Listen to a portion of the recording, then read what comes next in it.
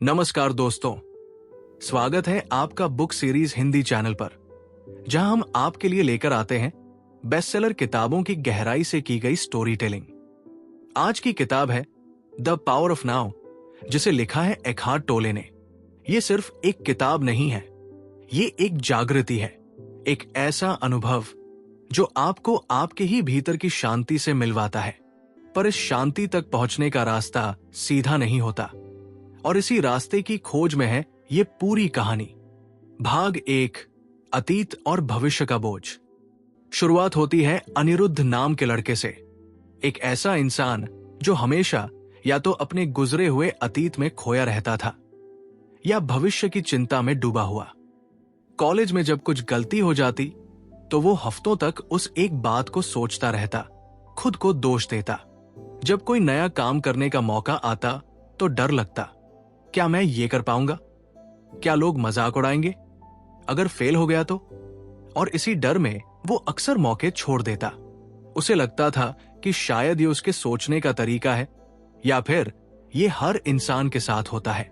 लेकिन एक दिन जब उसकी जिंदगी एकदम खाली सी लगने लगी तो उसके एक दोस्त ने उसे एक किताब दी, द पावर ऑफ नाउ। भाग 2, अभी का पल ही सब कुछ है।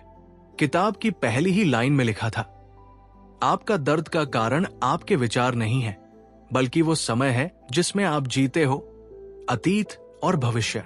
अनिरुद्ध चौंक गया। मतलब जो दुख मैं आज महसूस कर रहा हूं वो आज के कारण नहीं है। फिर जैसे जैसे उसने पढ़ना शुरू किया, उसे समझ आया कि हम में से ज्यादातर लोग अब के पल में जीते ही नहीं हैं। हम या तो बीते समय के पछतावे में फंसे रहते हैं या फिर आने वाले कल की चिंता में, और इन दोनों का कोई वजूद नहीं है, क्योंकि सच में तो सिर्फ अभी का पल ही असली है। भाग 3, मन का शोर और जागरूकता की शक्ति। अनिरुद्ध को एहसास हुआ कि उसका दिमाग एक मशीन है जो बिना रुके सोचता ही रहता है। कभी बीते हुए रिश्तों की बातें, कभी फ्यूचर प्लान्स की चिंता। उसका मन एक हफ्ते में 100 बार अतीत और भविष्य की ट्रिप पे निकल जाता था। एकहार्ट टोले लिखते हैं, आप अपने मन नहीं हो, आप वो है जो अपने मन को देख सकता है। ये लाइन एक झटके की तरह थी। जब अनिरुद्ध ने पहली बार अपनी सांस पर ध्यान देना शुरू किया, या बस एक पेड़ को बिना सोचे देखा, वो पहली बार अब में था। और वहां कोई दुख नहीं था, बस शांति थी। भाग 4, शरीर को महसूस करना शुरू करो। किताब बताती है कि जब भी तुम्हें लगे कि मन बहुत ज्यादा बातें कर रहा है, तो अपने शरीर को महसूस करो। अपनी हथेलियों की गर्मी को देखो, अपनी सांसों की लय को सुनो, अपने दिल की धड़कन को महसूस करो। ये सब तुम्हें वर्तमान में वापस लाते हैं। अनिरुद्ध ने हर सुबह 10 मिनट ये प्रैक्टिस शुरू की। कोई ऐप नहीं, कोई सोच नहीं, सिर्फ ध्यान। शुरू में मुश्किल लगा, लेकिन धीरे धीरे उसका दिमाग शांत होने लगा। भाग 5, दर्द का शरीर, पेन बॉडी।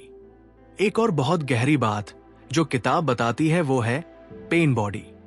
मतलब हम सबके अंदर एक दुख का शरीर होता है जो बीते हुए अनुभवों से बना होता है, और ये शरीर बार बार एक्टिव होता है ताकि हमें फिर से वही दर्द महसूस हो।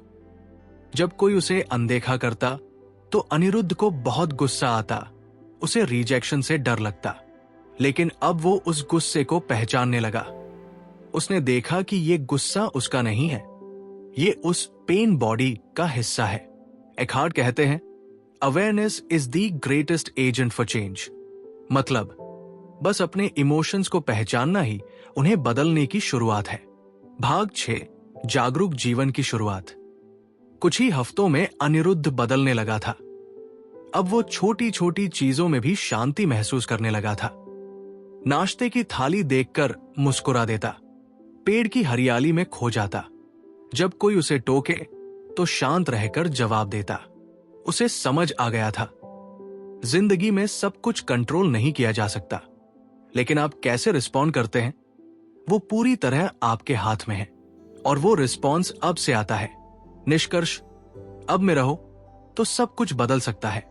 दी पावर ऑफ नाउ कोई धार्मिक किताब नहीं है, ये एक आध्यात्मिक गाइड है जो बताती है कि जिंदगी वही है जहां आप अभी खड़े हो। तो अगली बार जब आपका मन दौड़ने लगे, रुको, गहरी सांस लो और खुद से पूछो, क्या मैं अब में हूं? क्या इस पल में कोई समस्या है? क्या मैं अपनी चेतना से अपने मन को देख सकता हूं? अगर हां, तो यकीन मानिए, आपने पहला कदम रख दिया है एक शांत और गहरी जिंदगी की ओर। नीचे कमेंट करें और चैनल को सब्सक्राइब करना न भूलें। आपके एक सब्सक्रिप्शन से हमें ऐसे और गहरे वीडियो बनाने की प्रेरणा मिलती है।